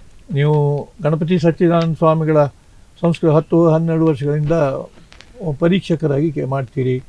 ನಿಮ್ಮ ವಿದ್ವತ್ತನ್ನು ಚಿನ್ನದ ಕಡಗ ಕೊಟ್ಟು ಗಣಪತಿ ಸಚ್ಚಿದಾನಂದ ಸ್ವಾಮಿಗಳು ಗೌರವಿಸಿದ್ದಾರೆ. ರಾಜ್ಯದ ಬೇರೆ ಬೇರೆ ರಾಜ್ಯಗಳಲ್ಲಿ ತಮಗೆ ಬೇರೆ ಬೇರೆ ಗೌರವ ಮಠಾಧೀಶಗಳಿಂದ ಸಾರ್ವಜನಿಕ ಸಂದಿದೆ. ನಿಮ್ಮ ಸಾಮಶಕ್ತಿಗಾಗಿ ಅಥವಾ ನಿಮ್ಮ ಸಾಮರ್ಥ್ಯಕ್ಕಾಗಿ, ನಿಮ್ಮ ಓದಿಗಾಗಿ, ನಿಮ್ಮ ಒಂದು ವಿಶೇಷವಾದಂಥ ವ್ಯಕ್ತಿತ್ವಕ್ಕಾಗಿ ಅದ್ರ ಬಗ್ಗೆ ಸ್ವಲ್ಪ ಹೇಳಿ. ನಿಮ್ಮ ಅನುಭವಗಳು, ಪರೀಕ್ಷಕರಾಗಿ ಹೋಗಿದ್ದು, ವಿಶೇಷ ಯಾಗಗಳಲ್ಲಿ ಭಾಗವಹಿಸಿದ್ದು ಅಂಥದ್ದು. ನಾನು ಸಾಮವೇದನ ಅಧ್ಯಯನ ಮಾಡಿದೆ. ನಮ್ಮ ಗುರುಗಳೊಟ್ಟಿಗೆ ನಾನು ಹೋಗ್ತಾ ಇದ್ದೆ. ಗುರುಗಳ ನಂತರ ಮುಂದೆ ಹೇಗೆ ಎನ್ನುವಂತಹದ್ದು ಒಂದು ಜಿಜ್ಞಾಸೆ ಉಂಟಾಯಿತು. ಗೋಕರ್ಣದಲ್ಲಿ ತುಂಬ ವಿದ್ವಾಂಸರಿದ್ರು. ಅವರು ಒಂದು ದಿವಸ ನನ್ನನ್ನು ಕರೆದು, ಗುರುಗಳು ಏನು ಉದ್ಘಾತ್ರ ಗಣವನ್ನು ಮಾಡ್ತಾ ಇದ್ರು ಅದರ ನೇತೃತ್ವವನ್ನು ನೀನು ವಹಿಸಬೇಕು ಅಂತ ನನಗೆ ಆದೇಶ ಮಾಡಿದರು. ಶೌತಿ ರಾಮಚಂದ್ರ ಭಟ್ರು ಅಂತ ತುಂಬ ದೊಡ್ಡ ವಿದ್ವಾಂಸರು. ಅವರ ಮನೆಯಲ್ಲೇ ಇಟ್ಟುಕೊಂಡು 4 ತಿಂಗಳ ಕಾಲ ಈ ಸೋಮಯಾಗದ ವಿಶೇಷತೆ ಮತ್ತು ವಿಶೇಷ ಅಧ್ಯಯನವನ್ನು ನನಗೆ ಮಾಡಿಸಿದರು. ಅಲ್ಲಿಂದ ನಾನು ಮುಂದೆ ಸೋಮಯಾಗಕ್ಕೆಲ್ಲ ಹೋಗ್ಲಿಕ್ಕೆ ಅಣಿಕಿದೆ. ಆ ಸಂದರ್ಭದಲ್ಲಿ ಮೈಸೂರಿನ ದತ್ತಪೀಠದಲ್ಲಿ ಯಜುರ್ವೇದದ ಪರೀಕ್ಷೆ ಮಾತ್ರ ನಡೀತಾ ಇತ್ತು ಮೊದಲೇ. ಆಮೇಲೆ ಅಲ್ಲಿ ಗುರುಗಳು ಎಲ್ಲ ವೇದದ ಪರೀಕ್ಷೆಗಳಾಗಬೇಕು, ಅದಕ್ಕೆ ಪರೀಕ್ಷಾಧಿಕಾರಿಗಳನ್ನಾಗಿ ನೀವು ಹುಡುಕಬೇಕು ಅಂತ ಹೇಳಿದಾಗ ಸಾಮವೇದ ರಾಣಾಯಣಿ ಶಾಖೆಗೆ ಪರೀಕ್ಷಕರಾಗಿ ನನ್ನನ್ನು ಕರೆದರು. ನಾನು ಪ್ರತಿ ವರ್ಷ ಹೋಗಿ 5 ದಿವಸ ಪರೀಕ್ಷೆ ನಡೆಯುವುದು, ಕಂಠಸ್ಥ ಪರೀಕ್ಷೆ ಆಗಬೇಕು. ಕೌಥುಮಿ ಶಾಖೆಗೆ ತಮಿಳುನಾಡಿನಿಂದ ಬರ್ತಾ ಇದ್ರು. ಈಗ ನಾವಿಬ್ಬರು ಕುಳಿತು ಪರೀಕ್ಷೆಯನ್ನು ಮಾಡ್ತಾ ಇದ್ವಿ. ಆವಾಗ ನಾವು ಹೋಗಿ 2ನೇ ವರ್ಷದಲ್ಲಿ ಗುರುಗಳ 60ನೇ ವರ್ಷದ ವರ್ಧಂತಿ ಇದ್ದಿತ್ತು ವರ್ಷ. ಆ ಸಂದರ್ಭದಲ್ಲಿ ನಮ್ಮ 10 ಜನ ವಿದ್ವಾಂಸರನ್ನ, ಪರೀಕ್ಷಾಧಿಕರಾಗಿರ್ತಕ್ಕಂತಹ 10 ಜನರನ್ನ ವಿಶೇಷವಾಗಿ ಅವರು ಗೌರವಿಸಿದರು. ಸಾಮವೇದ ಬಗ್ಗೆ ನನಗೆ ಚಿನ್ನ ಬಂಗಾರದ ಕಡಗಳನ್ನು ಕೊಟ್ಟು ಶಾಲನ್ನು ಹೊದಿಸಿ ಆಶೀರ್ವದಿಸಿದರು. ಆಮೇಲೆ ಅನೇಕ ಕಡೆಯಲ್ಲಿ ಪ್ರಶಸ್ತಿಗಳು, ಅಭಿನಂದನೆಗಳು ಎಲ್ಲವೂ ಸಹ ನನಗೆ ಸಿಕ್ಕಿದೆ. ಆ ಸಿಕ್ಕಿದ್ದು ಅಂತಂದರೆ ಅದೆಲ್ಲ ನನ್ನ ಗುರುಗಳಿಗೆ ಸಮರ್ಪಣೆಯ ಹೊರತು ನನಗೆ ಸಿಕ್ಕಿದ್ದು ಅಂತ ನಾನು ಇವತ್ತಿಗೂ ಭಾವನೆ ಮಾಡಲಿಲ್ಲ. ಏನು ಕೇಳಿದರೆ ಗುರುಗಳು ಅಷ್ಟು ಕಠಿಣವಾಗಿ ನಮಗೆ ಕಲಿಸಿದ್ದರಿಂದ ಇದೆಲ್ಲ ಸಾಧ್ಯ ಆಯಿತು. ಆ ಭಗವತಿಯ ಆರಾಧನೆ ಮಾಡಿರೋದ್ರಿಂದ ಇದೆಲ್ಲ ನನಗೆ ಸಿಕ್ಕಿದೆ ಎನ್ನುವಂತಹ ಭಾವನೆ ನನಗೆ ಈಗಲೂ ಇದೆ. ಒಂದು ತಾಯಿ ಮಗನನ್ನು ಹೇಗೆ ಬೆಳೆಸಬೇಕು, ಮಗನಿಗೆ ಏನು ಕೊಡಬೇಕು ಅವಳು ಸಂಕಲ್ಪ ಮಾಡ್ತಾಳಂತೆ. ತನ್ನ ಮಗ ಬೆಳಿಬೇಕು, ತನ್ನ ಮಗ ಒಳ್ಳೆಯವನಾಗಬೇಕು, ಹೀಗೆ ಹೆತ್ತಿರತಕ್ಕಂತಹ ಒಂದು ತಾಯಿಗೆ ಭಾವನೆ ಇರ್ತದೆ. ನನಗೆ ಅದೇ ರೀತಿಯಾಗಿ ಆ ಭಗವತಿ ಕರಿಕಾನ ಪರಮೇಶ್ವರಿ ಮಗನಿಗೆ ಏನು ಕೊಡಬೇಕು ಅದನ್ನೆಲ್ಲ ಕೊಟ್ಟಿದ್ದಾಳೆ. ಅದು ಆತ್ಮತೃಪ್ತಿ ಇದೆ, ಬಹಳ ಆತ್ಮ ಸಂತೋಷ. ಸಂತೋಷ ಇದೆ. ಕರಿಕಾನ ಪರಮೇಶ್ವರಿ ನಿಮಗೆ ಬೇಕಾದ್ದನ್ನು ಕೊಟ್ಟಿದ್ದಾರೆ. ಸಾಮವೇದದ ಬಹುದೊಡ್ಡ ಒಂದು ವೈದಿಕ ಪರಂಪರೆಯನ್ನು, ಸನಾತನ ಪರಂಪರೆಯನ್ನು ದೊಡ್ಡ ಪ್ರಮಾಣದಲ್ಲಿ ತಾವು ಸಂಗ್ರಹ ಮಾಡಿ ಅದನ್ನು ಈಗ ನೂರಾರು ಶಿಷ್ಯರಿಗೆ ಹಂಚಿದ್ದೀರಿ. ಪರಂಪರೆಯಿಂದ ಪರಂಪರೆಗೆ ದಾಟಿಸ್ತಕ್ಕಂಥ ಒಂದು ಬಹಳ ಜವಾಬ್ದಾರಿಯುತವಾದಂಥದ್ದು. ಒಬ್ಬ ಸಾಮಾನ್ಯ ವೈದಿಕರಾಗಿರ್ಬೋದಿತ್ತು, ಅಥವಾ ಜಮೀನು ಮಾಡಿಕೊಂಡು ಅದನ್ನು ಬಿಟ್ಟು ಭಾಳ ಕಠಿಣವಾದಂಥ ಪರೀಕ್ಷೆಗಳನ್ನು ನೀವೇ ಸ್ವೀಕಾರ ಮಾಡ್ತಾ ಭಾಳ ಸಂತೋಷದಿಂದ ನಿಮ್ಮ ಗುರಿ ಈ ಸಾಮವೇದ ಪರಂಪರೆಯನ್ನು ಉಳಿಸಬೇಕು, ಮುಂದುವರಿಸಬೇಕು. ಗುರುಗಳು ಏನು ಕೊಟ್ಟಿದ್ದಾರೋ ಅದನ್ನು, ಆ ಮೊತ್ತವನ್ನು ಮುಂದಿನ ತಲೆಮಾರಿಗೆ ದಾಟಿಸಬೇಕು ಅನ್ನುವಂಥದ್ದು ಭಾಳ ಅಮೂಲ್ಯವಾದದ್ದು. ಇವತ್ತು ಒಬ್ಬ ವ್ಯಾಪಾರ ಗಳಿಸುವ ಕೋಟ್ಯಾಂತರ ರೂಪಾಯಿ, ಒಬ್ಬ ನೌಕರ ಗಳಿಸುವಂತಹ ಒಂದಿಷ್ಟು ಮಾಡ್ತಕ್ಕಂಥ ಕೆಲಸ, ಒಬ್ಬ ಕಲಾವಿದ ಗಳಿಸ್ತಕ್ಕಂಥ ಒಂದು ಸಂಪತ್ತು, ಕಲಾ ಸಂಪತ್ತು, ಹಾಗೆಯೇ ಈ ವೇದ ಸಂಪತ್ತು ಅಮೂಲ್ಯವಾದ ಸಂಪತ್ತನ್ನು ಕಾಪಾಡ್ಕೊಂಡು ಬಂದಿದ್ದೀರಿ. ಶಿಷ್ಯರನ್ನ ನೀವು ತಯಾರು ಮಾಡಿ ಮುಂದಿನ ಸಮಾಜ ಕೊಟ್ಟಿದ್ದೀರಿ. ಇದು ನಿಜವಾದ ಭಾರತೀಯ ಸಂಸ್ಕೃತಿಯನ್ನು ಕಾಪಾಡ್ತಕ್ಕಂಥದ್ದು. ಭಾಷಣ ಮಾಡಿದಾಗ ಭಾಳ ದೊಡ್ಡ ಕೆಲಸವನ್ನು ನೀವು ಮಾಡ್ಕೊಂಡು ಬಂದಿದ್ದೀರಿ. ಆ ಮಟ್ಟಿಗೆ ನಿಮ್ಮ ಸಮರ್ಪಣಾ ಜೀವನ ಸಾರ್ಥಕ ಆಗಿದೆ ಅನ್ನುವಂಥದ್ದು. ಜೊತೆಯಲ್ಲಿ ನಿಮ್ಮ ಎಲ್ಲ ಇಡೀ ಕುಟುಂಬ ಕೂಡ ಕರಿಕಾನಮ್ಮನ ದೇವಸ್ಥಾನಕ್ಕೆ ಬಂದಂಥವರಿಗೆ ಎಂಥ ಕಷ್ಟ ಇದ್ದರೂ ಕೂಡ ಅನ್ನ ನೀರು ಪ್ರಸಾದ ಕೊಟ್ಟು ಒಂದೆರಡು ವರ್ಷ ಅಲ್ಲ, 35 ವರ್ಷ ಕಾಲ ಸೇವೆ ಮಾಡಿದ್ದೀರಿ. ಇದಕ್ಕಾಗಿ ಸಮಾಜ ನಿಮಗೆ ಯಾವತ್ತೂ ಕೃತಜ್ಞ ಆಗಿರ್ತದೆ, ಪ್ರಶ್ನೆ ಇಲ್ಲವೇ ಇಲ್ಲ. ನಿಮ್ಮ ಅನುಭವಗಳು ಮುಂದಿನ ಪೀಳಿಗೆಗೆ ತಲೆಮಾರುಗಳನ್ನು ದಾಟ್ಕೊಂಡು ಬಂದಿದೆ. ಮುಂದಿನ ಪೀಳಿಗೆಗೆ, ವೈದಿಕರಿಗೆ, ಸಮಾಜಕ್ಕೆ ಹೇಗೆ ನಾವು ಸನಾತನತೆಯನ್ನು ಉಳಿಸ್ಕೊಳ್ಬೇಕು, ಹೇಗೆ ಮಾಡಬೇಕು ಅಂತ ನಿಮ್ಮ ಸಂದೇಶವನ್ನು ಕೊಡಿ. ಯಾಕೆಂದರೆ ನೀವು ಕರಿಕಾನ ಪರಮೇಶ್ವರಿ ಸೇವೆಯಿಂದ ನಿವೃತ್ತರಾದರೂ ಕೂಡ ಪ್ರವೃತ್ತಿಯಿಂದ ನಿವೃತ್ತರಾಗಲಿಲ್ಲ. ನೀವು ಕರಿಕಾನ ಪರಮೇಶ್ವರಿ ನಿಮಗೆ ಅನುಗ್ರಹಿಸಿದ್ದನ್ನು ನೀವು ಇನ್ನೂ ಸಮಾಜಕ್ಕೆ ಹಂಚುವಂಥ ಶಕ್ತಿ ನಿಮಗೆ ಅವಳು ದೇವಿ ದಯಪಾಲಿಸಿದ್ದಾನಂತ ನಂಬ್ಕೊಂಡಿದ್ದೇವೆ. ಆ ಕೆಲಸ ಮುಂದಿನ ಪೀಳಿಗೆಗೆ ನಿಮ್ಮ ಜ್ಞಾನ ಸಂಗ್ರಹವನ್ನು ಅಥವಾ ಇದನ್ನು ಹೇಗೆ ನಡ್ಕೊಳ್ಬೇಕು, ವೈದಿಕರಾಗಲಿ ಇದಾಗಲಿ ಹೇಗೆ ದೈವ ಭಕ್ತಿಯನ್ನು ರೂಢಿಸಿಕೊಳ್ಳುವ ಮುಖಾಂತರ ಹೇಗೆ ಒಳ್ಳೆಯದಾಗ್ತದೆ ಅನ್ನುವಂಥ ಒಂದು ಕೊನೆಯ ಆಶೀರ್ವಾದ ಪೂರ್ವಕವಾದ ಸಂದೇಶವನ್ನು ಕೊಡಬೇಕು ಅಂತ ಕೇಳ್ಕೊಳ್ತೀವಿ. ವೇದ ಉಳಿಯಬೇಕು ಅಂತಾದರೆ ನಾವು ಅದರಲ್ಲಿ ತೊಡಗಿಕೊಳ್ಬೇಕು. ಹೇಗೆ ನಮ್ಮ ವಿದ್ಯಾಗುರುಗಳು ನಮಗೆ ಪಾಠವನ್ನು ಕಲಿಸಿ ಈ ದಾರಿಯಲ್ಲಿ ಹೋಗುವಂತ ಹೇಳಿದರು, ಅದೇ ಒಂದು ಕಾರಣ. ಎರಡನೇದು, ನಮ್ಮ ಮನೆಯಲ್ಲಿ ನಾವು ಚಿಕ್ಕವರಿರುವಾಗ ತುಂಬ ಬಡತನ, ಅದನ್ನು ನೆನೆಸ್ಕೊಂಡು ನಾನು ನನ್ನ ಪತ್ನಿಯಲ್ಲಿಯೋ ನನ್ನ ಕುಟುಂಬದಲ್ಲಿಯೋ ಹೇಳಿ ಬಂದವರಿಗೆ ನಾವು ಊಟ ಕೊಡಬೇಕು, ಅದೇ ಊಟ ನಮಗೂ ಸಿಗ್ತದೆ ಎಲ್ಲಿ ಹೋದರು ಅಂತ ಹೇಳಿದೆ. ಅದನ್ನು ನಾನು ಮಾಡಿಕೊಂಡು ಬಂದಿದ್ದು. ಆ ಕಾರಣಕ್ಕಾಗಿ ನಾನು ಅದನ್ನು ವಿಶೇಷವಾಗಿ ಇಟ್ಕೊಂಡಿದ್ದೆ, ಅನ್ನದಾನವನ್ನು.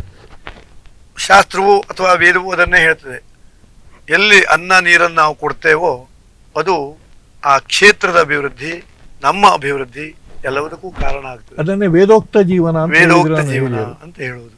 ಇನ್ನೊಬ್ಬರಿಗೆ ತೊಂದರೆ ಆಗಬಾರದು, ಇನ್ನೊಬ್ಬರನ್ನು ನಾವು ರಕ್ಷಣೆ ಮಾಡಬೇಕು.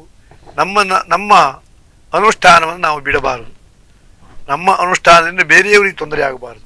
ಧಾರ್ಮಿಕನಾಗಿ ಮಾಡಬೇಕಾದಂತ ಪ್ರತಿಯೊಬ್ಬ ಕರ್ತವ್ಯ. ಅದು ಇನ್ನೊಬ್ಬರಿಗೆ ಹಿಂಸೆ ಆಗಬಾರದು. ಈಗ ನಾನು ಅನುಷ್ಠಾನ ಮಾಡ್ತೇನೆ ನೀನು ಮಾಡು ಎನ್ನುವಂತಹದ್ದಲ್ಲ. ನಾನು ಅನುಷ್ಠಾನವನ್ನು ಮಾಡೋದು ನೋಡಿ ನಮ್ಮ ಶಿಷ್ಯರು ಮಾಡಬೇಕು. ಆ ರೀತಿಯಲ್ಲಿ ನಾನು ಬೆಳೆಸ್ಕೊಂಡು ಬಂದವನು. ಅದೇ ರೀತಿಯಾಗಿ ನನಗೆ ನನ್ನ ಶಿಷ್ಯರು ನಾನು ಯಾವ ಹಾದಿಯನ್ನು ಹೇಳಿದ್ದೇನೋ ಅದನ್ನು ಪಾಲಿಸ್ಕೊಂಡು ಬರ್ತಾ ಇದ್ದಾರೆ. ಅದು ಸಂತೋಷ ಸಂಗತಿ. ಇವತ್ತು ನಮ್ಮ ಜಗತ್ತು ಅಥವಾ ನಮ್ಮ ದೇಶವು ಬಹಳ ಸಂಕಷ್ಟದಲ್ಲಿದೆ, ನಮಗೆಲ್ಲವೂ ಗೊತ್ತಾಗ್ತದೆ. ಇವತ್ತು ನಾವು ನೋಡ್ತಾ ಇದ್ದೇವೆ. ಆದರೆ ಅದನ್ನು ನಾವು ಶಮನಗೊಳಿಸುವಂತಹ ಶಕ್ತಿ ಇದ್ದರೆ ಅದು ಕೇವಲವಾಗಿ ಒಂದು ಭಗವಂತನ ಶಕ್ತಿಯಿಂದ ಮಾತ್ರ ಸಾಧ್ಯ. ಅದನ್ನು ನಾವು ಅರಿತುಕೊಳ್ಳಬೇಕು. ಯಾರಿಗೂ ಹಿಂಸೆಯನ್ನು ಕೊಡಬಾರದು. ನಾವು ಉಣ್ಣುವಂತಹ ಅನ್ನವನ್ನು ಹಂಚಿಕೊಂಡು ತಿನ್ನಬೇಕು. ಅದು ನನ್ನ ಒಂದು ಆಶಯ. ಅದನ್ನು ಈ ವೇದವೂ ಸಹ ಹೇಳುವಂಥದ್ದು ಅದೇ. ನಾವಾಗಿ ನಾವು ನಮ್ಮನ್ನು ಅದು ಬೆಳೆಸಿದರೂ ಆ ಬೆಳವಣಿಗೆ ಇನ್ನೊಬ್ಬರಿಗಾಗಿ ಇರಬೇಕು. ನಮ್ಮ ಬೆಳವಣಿಗೆ ಹಾಗೆ ನಾವು ಬದುಕಬೇಕು. ಅದರಿಂದ ದೇಶಕ್ಕೆಲ್ಲ ಒಳಿತಾಗ್ತದೆ. ಹೇಗೆ ಅಗ್ನೋ ಪ್ರಾಸ್ತಾವತಿ ಸಮ್ಯಕ್ ಎನ್ನುವಂಥ ಇದನ್ನು ಹೇಳ್ತೇವೆ, ಆದಿತ್ಯ ಉಪತಿಷ್ಠತೆ. ಎಲ್ಲಿ ಅಗ್ನಿಯಲ್ಲಿ ನಾವು ಆಹುತಿಯನ್ನು ಕೊಡ್ತೇವೋ ಅದು ಮೇಲೆ ಹೋಗ್ತದೆ, ಅಲ್ಲಿ ಆ ತೇಜಸ್ಸು, ಅಲ್ಲಿಂದ ಮಳೆ ಆಗ್ತದೆ, ಮಳೆಯಿಂದ ಬೆಳೆಗಳಾಗ್ತದೆ. ಹೀಗೆ ವೇದ ಹೇಳುವುದು ಅದನ್ನು ನಾವು ಅದನ್ನು ಪುಷ್ಟೀಕರಿಸಬೇಕು. ಅದಕ್ಕೆ ಋಣಿಯಾಗಿರಬೇಕು ನಮ್ಮ ಆಚಾರ್ಯರು. ಇದೇ ಸಂದರ್ಭದಲ್ಲಿ ಒಂದು ಮಾತನ್ನು ಹೇಳಲಿಕ್ಕೆ ಇಚ್ಛಿಸ್ತೇನೆ. ನಾವು ಸಾಮವೇದ ಉಳಿಯಬೇಕು ಅಂತ ಹೇಳಿದಾಗ ನಮ್ಮ ಪೀಠಾಧಿಪತಿಗಳಾಗಿ ರಾಘವೇಶ್ವರ ಭಾರತಿ ಸ್ವಾಮಿಗಳು 3 ಸಾರಿ ಸಾಮವೇದ ಸಮ್ಮೇಳನವನ್ನು ಮಾಡಿದರು. ಅವರು ಹೇಳಿದ್ದು ಒಂದೇ, ಅದನ್ನು ಉಳಿಸಬೇಕು, ಬೆಳೆಸಬೇಕು, ಸಂಶೋಧನೆಯನ್ನು ಮಾಡಬೇಕು, ಆ ಸಾಮವೇದವನ್ನು ಉಳಿಸಿ ಅಂತ ತುಂಬವಾಗಿ ನಮಗೆ ಹೇಳಿ ಅವರು ನಿಮಗೆ ತುಂಬಾ ಆತ್ಮೀಯರು, ತುಂಬಾ ಪ್ರೀತಿಯಿಂದ ಬೇರೆ ಬೇರೆ ಹುದ್ದೆಗಳನ್ನು ಕೊಟ್ಟು, ಜವಾಬ್ದಾರಿಗಳನ್ನು ಕೊಟ್ಟಿದ್ದಾರೆ. ಹೌದು. ಇವತ್ತು ವಿಷ್ಣುಗುಪ್ತ ವಿಶ್ವವಿದ್ಯಾಪೀಠದಲ್ಲಿ ಸಾಮವೇದ ವಿಭಾಗದಲ್ಲಿ ನಾನೇ ಇದ್ದೇನೆ. ಹೌದು, ಹೊನ್ನಾವರ ಸಂಸ್ಕೃತ ಕಾಲೇಜು ಅಲ್ಲೂ ನಾನು ಅಧ್ಯಕ್ಷನಾಗಿದ್ದೇನೆ. ಹೀಗೆ ವೇದವನ್ನು ಉಳಿಸಬೇಕು, ಬೆಳೆಸಬೇಕು ಎನ್ನುವಂತಹ ತುಡಿತ, ಇದಕ್ಕೆ ನಮ್ಮ ಭಾಗ ಅಂತಲ್ಲ, ನಮ್ಮ ದೇಶಕ್ಕೆ ಒಳಿತಾಗಲಿ, ಆ ವೇದನಾರಾಯಣನ ಅನುಗ್ರಹ ಇರಲಿ.